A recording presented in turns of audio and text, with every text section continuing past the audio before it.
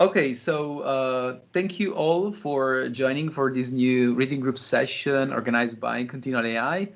Today we have the pleasure to host Timothée Lesort from MILA, who is going to talk about his recent work. I think it was accepted at the CL Vision workshop at CVPR as a finding, understanding continual learning settings with data distribution drift analysis. And I think that this is a very interesting work, and I invited him to have a talk in this session about it because it's one of the few works out there trying to find the connection between continual learning as we know it today within the deep learning realm, let's say, and previous works in the context of concept drift and dataset shift. So thank you so much, Tim, for joining us today, and please go ahead. The stage is yours. Okay, thanks for the introduction, Vincenzo. So yeah, I'm here to talk about this joint work with Massimo Caccia and Irina Rich. It's some kind of white paper which is trying to use the data distribution drift analysis tools and terminology to define continual learning settings. And the goal is to a bit simplify how we can see continual learning. Because we have seen that recently there is many new settings, and it might be difficult for newcomer and even for some practitioner to understand what's happening here. So instead of proposing a new continual learning setting, we are trying to simplify. So the goal will start from the point that I think everybody agrees that continual learning is about learning on a non-stationary data point. And we have a problem that there is many ways of being non-stationary. And one of the hypotheses is that depending on how the data stream is not stationary, so the continual learning algorithms should not adapt in the same way. And then our objective is to characterize the different types of drifts that might happen in the data stream to better understand it. And why we want to do that? It's because we believe that if we better understand and better characterize the data stream, we can better evaluate algorithms, define some specifications for the algorithm, evaluate those specifications on benchmarks, and finally transfer our algorithm in eventually real-life scenarios. So the outline of this presentation is the following. I will start to introduce the different types of data distribution drifts. Then I will speak briefly about the continual learning objectives. I will speak about some assumptions that we can do on the data drifts. And I will present some simplified scenarios that we can define with the data drifts. So the different data distribution drifts. So to start, I will introduce some context. We are in a machine learning context. We assume that there is a probability distribution that can draw samples. And so we have the data distribution can draw observation and target on a given context. And the goal in our machine learning algorithm is to find the best data so that we have a function that for any observation can predict the right target. In the case there is a data distribution drift, and we took this formulation from the last paper from Massimo, which is we change the context. And when the context changes, the data distribution changes. And one of the main goals in continual learning is that in the end, whatever the context and whatever the observation, our function is able to predict the right target for a given observation. So here is an example of continual learning setting where we have different tasks. And we can see that there is some data point and an empirical distribution. The empirical distribution is the data distribution that the algorithms see. And then we can see there is a drift in the data distribution while the time goes on. And the goal is that at the end of the sequence of tasks, the algorithm is able to classify any point of this full data distribution. So there is different color for the different points. It represents the different classes. And there is the virtual drift. The virtual drift is a drift we have seen in the previous example. And it means that the data distribution of the observation change when we change the context. But if we take one observation, the target doesn't change.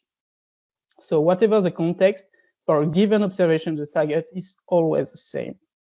And it's important to say that the virtual drifts and the other drifts we are speaking about are not proposed by our paper, but it was from the bibliography on drifts. For example, from the paper, A Survey on Concept Drift Adaptation from Gamma et al. And here we can see that the drift is only about a drift of the empirical distribution. And if we have some class, like the green point are tortoise, blue are lavender, lemon tree, and lava, those points doesn't change. It's just the empirical distributions that change. That's why we call it the virtual drifts. We can define two different types of virtual drifts. There is a virtual concept drift, where when the empirical distributions drift, we explore new type of target. It means that whatever the observation and target we sample from context 1 and whatever the data from context 2, we know that the observation will be different and the target will be different. And we have the virtual domain drift, in which when we have a drift of the empirical distribution, we stay on the same target space. It means that for the data sample at context 2, it exists some data from context 1, such as the observation are different, but the target are the same. We will, And there is a real context drift. The real context drift is about when the target for a given observation change when the context is changing. It means that for some data of context 2, it exists some data of context 1, such as the observation is the same, but the targets are different. And it's a bit weird, because if we want to learn a function, normally if we give 2 times the same observation, it should give 2 times the same target. And here is one example where we had our original class, and after the real concept drift, the class annotation changed. So it's not, we don't want to discriminate tortoise from lavender for lemon tree. We want to discriminate animals from plants from minerals. And so we need to adapt to this new annotation policy or new annotation function. And there is another type of drift we can think of, which is the objective drift. It's a bit different because it's not a data drift. It's a drift in the goal of the algorithm. For example, in reinforcement learning, we might have this exploration-exploitation strategy where the agent sometimes explores its environment and sometimes exploits some reward source. And we want that while it learns to exploit better its reward source, it doesn't forget how to explore, and vice versa. But if you think about it, it's quite similar to the real concept drift. It's just that we use in a different way is the annotation function. And so to resume this part, we have different type of data distribution drifts. We have the virtual drift, where the target for a given observation doesn't change. And we have the real concept drift, where the target might change when the context changes. And after, we have some subclasses, which are the virtual concept drift and the domain drift. And we have the objective. So now we'll speak about the continual learning objectives. It should learn on the non-stationary stream, but what does it want to do? And there is 2 main different metrics or performance evaluation. There is the current performance evaluation, which is also called the final performance. It means that at some point, so for example, at the end of the sequence, you want to evaluate the capacity of your model to make good prediction on all the context. And there is the online cumulative performance, where at some point you want to evaluate how much reward or how much good prediction you have done while you were learning. So if you take the example of snakes, the current performance would be at the end of training, what reward should I expect if I restart the game on my policy, with my policy fixed? And the online cumulative performance will be how much reward did I get when I was learning to solve the task. And we can add some supplementary constraint to the algorithm. which are, for example, computation, memory, the amount of data you need to learn a new concept, or maybe you want to do fence inference. But in fact, those supplementary constraints are not general. It just depends on your targeted scenario, and they are not very different from constraints you might have from classical machine learning settings. So now we can speak about the data drift assumption. So a data drift assumption is maybe some more general information you have about the change in the data stream. And we will see the type of stationarity we can have, type of pattern, or type of intensity. Maybe you know this code from Blaise Pascal, which is justice without strength is powerless, and strength without justice is tyrannical. And I like to think that settings without assumption is unsolvable, and assumption without setting is useless. And yeah, it's a bit of a joke, but it means that if you don't have any assumption, your algorithm cannot rely on anything to learn a solution. And if your assumptions are not applicable in any settings, that it's useless to use it. And we can think that somehow there is some good assumption and some bad assumption. The good assumptions is the one that can use that your algorithm can use to solve your problem, but it should you can use it in your benchmark, but you have to be still able to use it in your targeted scenario. And a bad assumption is something, for example, that you can use in your benchmark, but that in the final scenario you cannot use. For example, there is a non-backtracking chain, which assumes, for example, that a class you have seen in one task will never appear again. In true life, you cannot assume such thing, but you can assume this in a lot of benchmarks. It doesn't mean that the benchmarks is bad. It just means that you use an assumption that you should not use. So here is the different types of stationarity. There is some, for example, the concept stationarity. The concept stationarity is about there is no new concept with time. So for example, if you take a camera that's learned to detect cars, and in its whole life, its goal is to detect cars, you will never have new concepts. It's always cars, and you need to detect them. You might have some target function stationarity. It means that the objective function never change, like in this example also. And the objective stationarity, it means that the objective that you are assigning to yourself is still the same. And then we can think about some patterns like local stationarity. In meteo prediction, you can maybe assume that a state might stay the same for a few minutes or few hours. You might have some recurrent drift, for example, in traffic prediction, where every day there is some same transition or same patterns in the way that I change. You can have some permanent stationarity. So, for example, you can assume that there is never a real concept drift in your data stream. And you can also assume that you are working on a finite world, and it means that at some point in time you will have seen all the different states of your environment. And that's the case in a chess game, for example, where you know that at some point you will have seen every combination, even if it's a lot of combination. And so all these different patterns might be used for some application or not.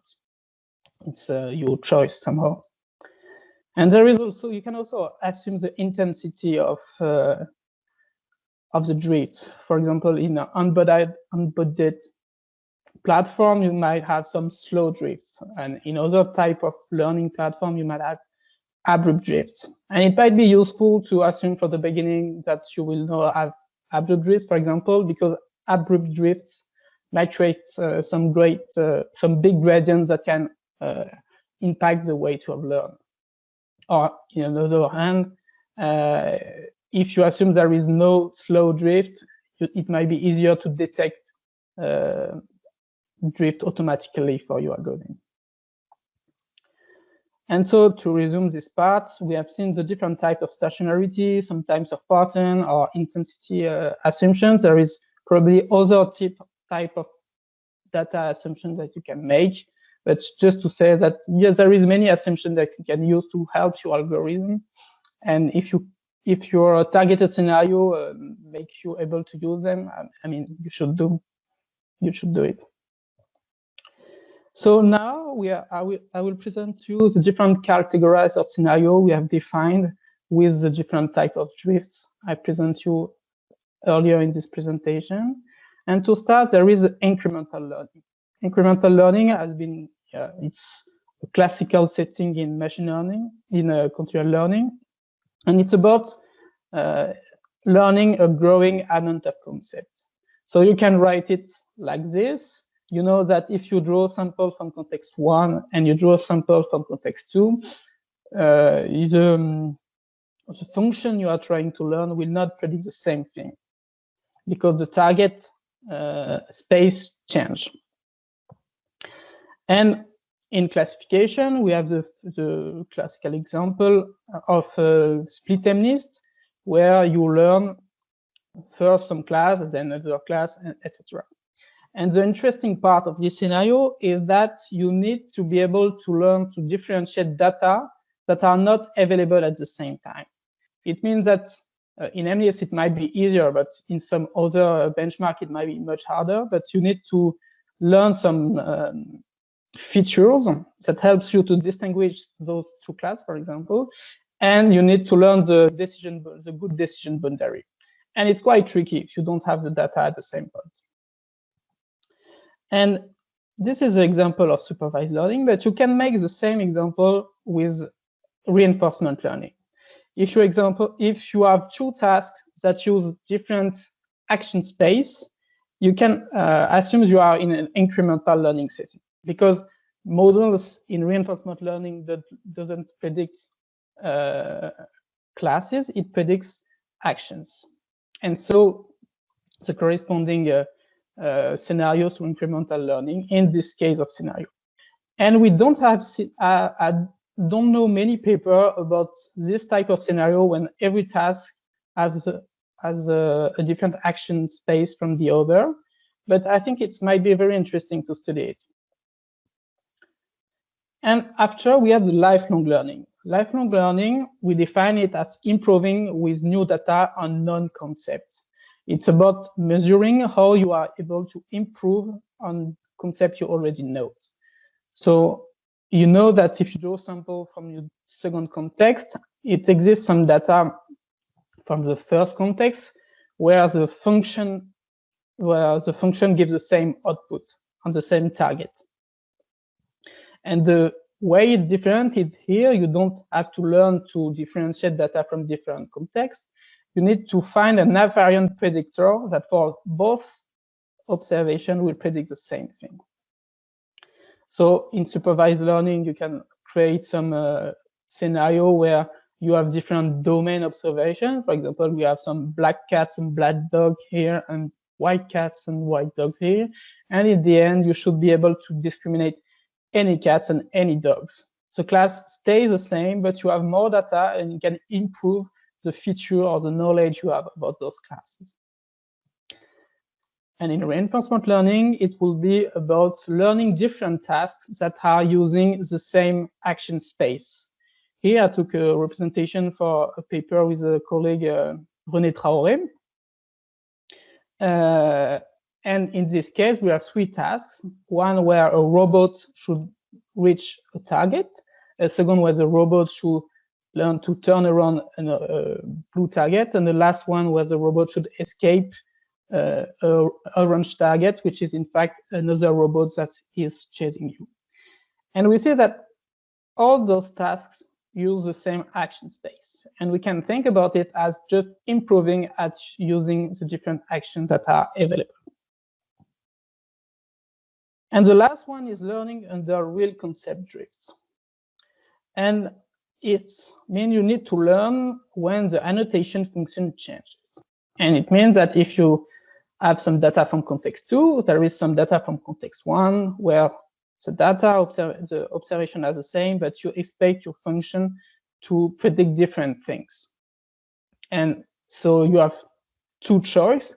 Even you decide to forget what you have learned in context 1, even you try to remember what you have learned at context 1 because maybe it will be useful later. And in supervised learning, you have this example for segmentation task. Here we can see we have some at task 1 we have some segmentation task, and we can see that humans are labelized as human. But in the task 2, you can see that a human is annotated as background. So it means that if this image appears in this task, you will not have the same annotation once you will be human and once you will be background. And your algorithm needs to understand this and to learn even if the annotation function changes, which might be very tricky. And in reinforcement learning, it might be simply that the reward function changes. So if you have 2 times the same robot in the same environment, once at the beginning it should learn to walk, and after it should learn to run. And there is no way for the algorithm to make the difference. So it should also choose to remember that it can walk or just forget it. So to resume, we defined 3 elementary benchmarks. There is an incremental learning benchmark where it should evaluate the capacity of your model to differentiate data from different tasks. There is a lifelong learning scenario where you should learn invariance from data from different tasks. And then the learning under real concept trees when you need to adapt your new supervision function. And that's some kind of elementary benchmarks. And you can, of course, mix them together to create more complex settings or benchmarks. But it will be harder to interpret the results. And it might be easier to start from evaluate on elementary benchmarks and later evaluate on more complex benchmarks. And those benchmarks only define the data characteristics. So a full settings for an algorithm should also describe the task level availability, the set of assumptions that it used, and the objective to fulfill. So as a conclusion, in this paper, we propose to use the data distribution drift terminology to characterize continual learning data settings. We aim to give a simple view of continual learning characteristics and goal and propose big family of scenarios based on the data drifts. And so we believe that describing algorithm settings describing correctly algorithm setting should help us to transfer the results on benchmarks to real life setting. And you might think that this presentation is over, but in fact, I have a big slide here. And I want to make the parallel between how we do the workflow in electronic and the workflow in machine learning. In electronic, if you want to create a device to control a light, you will first write a specification data sheet. And this specification precise everything that your device should do. And once your specification is written, you can create your device and you create the benchmark. And the device is tested on benchmarks. And if all tests are passed on the benchmark, then you can integrate it in your car, in your real life scenario. One of my points with this comparison is that the benchmarks and the final scenario are very different. And what it means for me is that the benchmark should just test a lot of different capabilities that we know are useful for the car. And all these capabilities should be described in the specifications.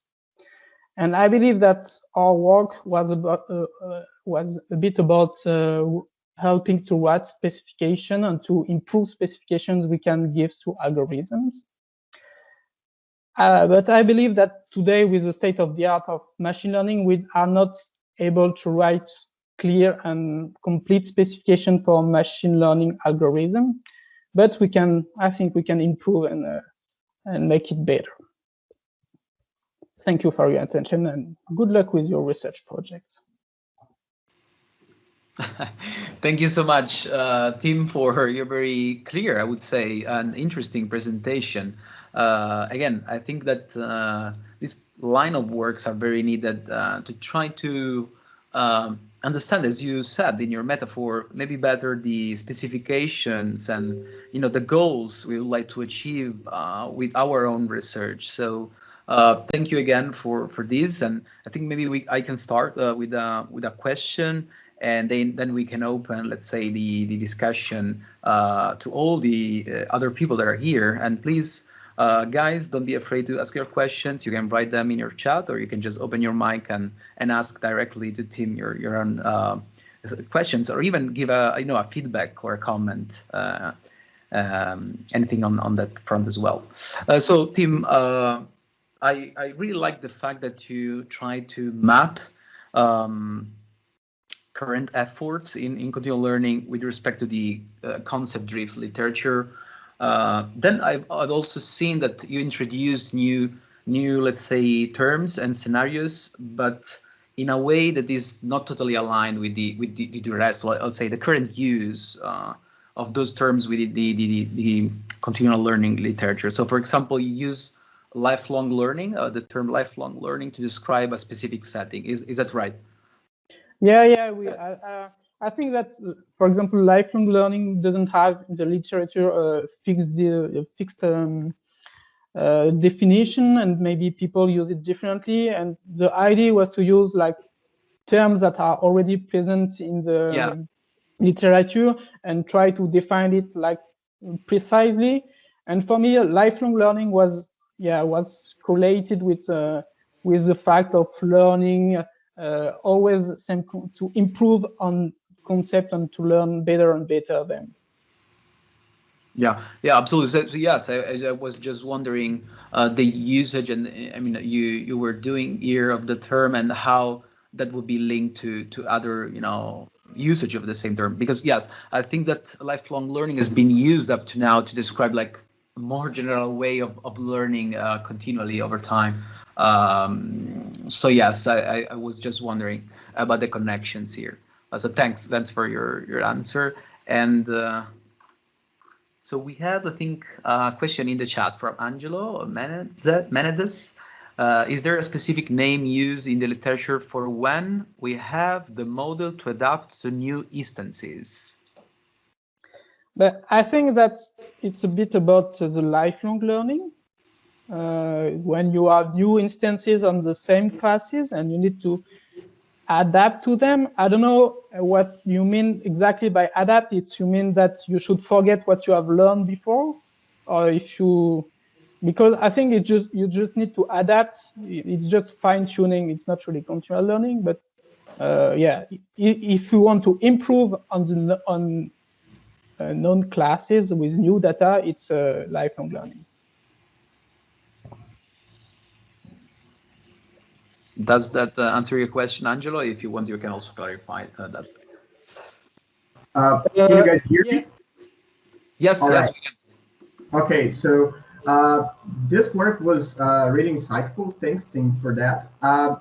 Actually, my question was because I've seen that in the literature we use sometimes that we have this scenario where we have new instances coming to the model and the model needs to adapt in a way that I mean, like the catastrophic forgetting doesn't appear. So I mean, like I didn't actually see in the literature before a specific name used for the model when it needs to adapt for new instances. So that's actually the very first time, I guess, that I've seen someone using a term for specifically when we have new instances coming to the model, when new instances of learned classes. So I was asking if this actually appeared before in the literature, and you use lifelong learning as in this way, or you just like propose because that's the name that you believe it's better for this scenario. I mean, the idea to propose the term lifelong learning was about to make the parallel between different types of learning, like for example, supervised learning and incremental learning. But learning from new instances as all other types of terminology. For example, in the question, there is a question of lifelong learning here. Is it equivalent to domain incremental learning that is used in the literature? And I guess, yes, it's kind of related. It's maybe more general than the domain incremental learning setting, because you can see that here you have clear domains. You have the black cats versus the black dogs, and after you have the white cat versus the white dog. So you have clear domains, but somehow the lifelong learning, you could have just new instances, and maybe you don't exactly know that they are from different domain or not, but you just know that it's new data and you want to use them as the best as possible to improve your model. Yeah. Does that answer your question? Yeah, that answers actually. And yeah, I know that, for example, now we have like domain incremental learning. I've seen that before, and I believe it serves the same thing this way. Thank you. Any more questions? I don't hear you anymore.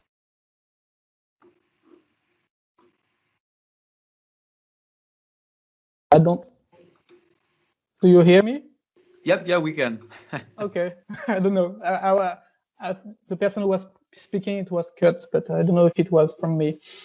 No, I think it was him. So great. Okay. I mean, are there any more questions from the audience for team? I